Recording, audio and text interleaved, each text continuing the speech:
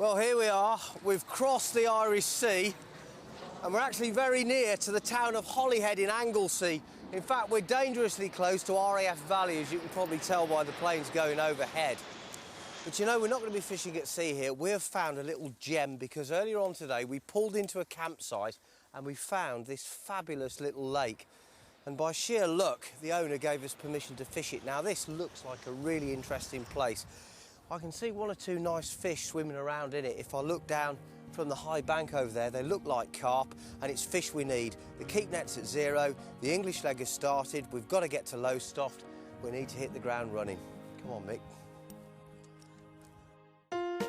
Well, this is it, it's crunch time. We've now moved on from Loch Lachan, we're at Loch Rama. Well, we've made a good start, we've got a 5-pounder in the bag already. It's going to be a hard day's work to build up 17 pound of those, but we've got no choice. It's small skimmer, bream and roach like this. We're going to have to fish till the cows come home. A lot of fish. Hey, that's great. Let's go and weigh Mats. It's a lot of hard work. We've done this with it. Well done, mate.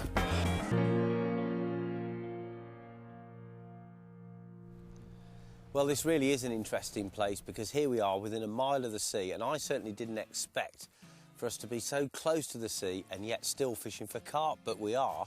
We found this really lovely little pool. It's only about an acre in size, and it's one of those little disused places that there aren't many of left in Britain nowadays. But we've seen one or two good fish cruising around in here. They look like quite sizable carp. We don't know how big they are. They could be 5 pounds or they could be 25 pounds.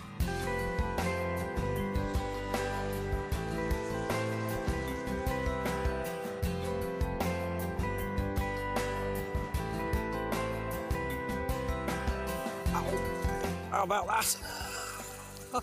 I just saw my line cutting across the lake. It's gone right under this bush here. I'm in trouble, I think. I can feel the fish kicking away. It is very, very badly snagged underneath these roots here, so I've got a real problem now.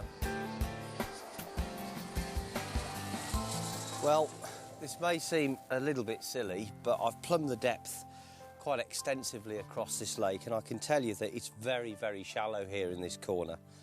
So I'm not too worried about actually wading in. If I tread very, very carefully, I may be able to just paddle out there and free the line from those bushes. Right, well, I'm just going to feel my way out here. We're using the landing net pole just to check how firm the bottom is. I wouldn't mind if it was a warm day. Just try winding the rod right under the branches to see if I can thread it through. Well, unfortunately, that isn't coming out. What a drama. Well, as everything happened so quickly, I'll perhaps better explain what happened. As I said, we knew there were carp in this lake, and I'd just started fishing for them. I baited up about 45 minutes ago, and I'd only just cast in.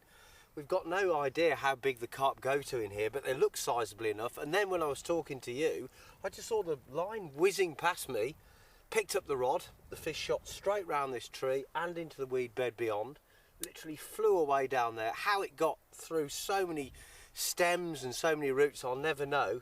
And how fish do this, I'll also never know. But it actually transferred the hook into a lily stem round the corner.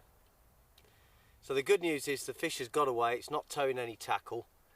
And in case you think I took too many risks here, remember I had plumbed the depth and I did probe around with the landing net, so I knew what kind of depth of water I was getting into, and I felt that the fish's welfare was worth the effort of getting a little bit wet and cold. But it's a bad start for us because we need fish like that one. It felt like a good fish and it could have got us well into our journey on the way to Lowestoft, but it was not to be.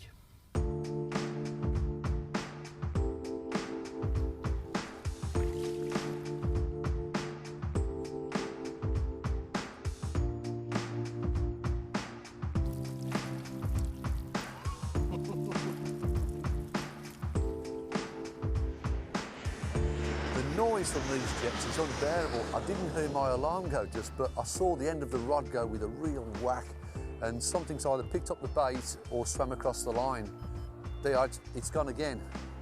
Now, it could be a carp, but I'm told there's a lot of eels in here as well.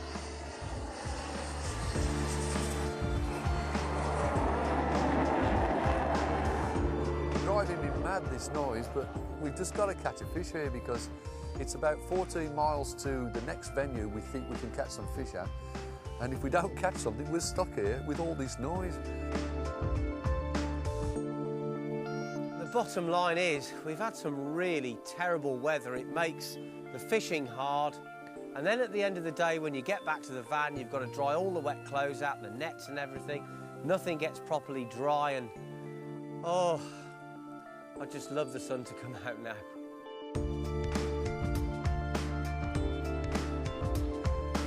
He's taken the bait.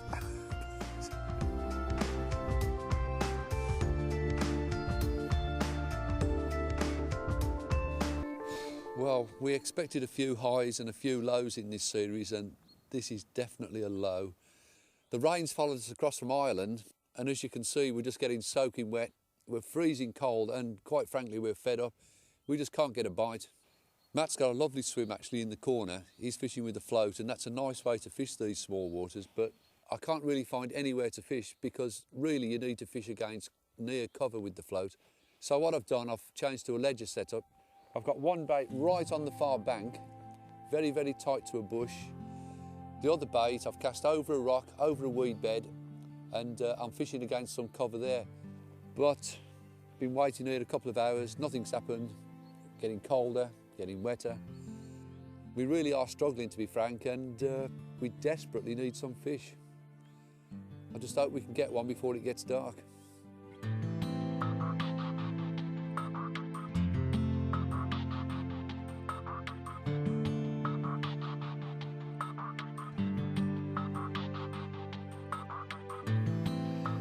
Well, that's 10 hours down the drain. I haven't caught anything. Matt's lost one. After all I've taught him, he's lost one. We've got no fish. We can't even move an inch.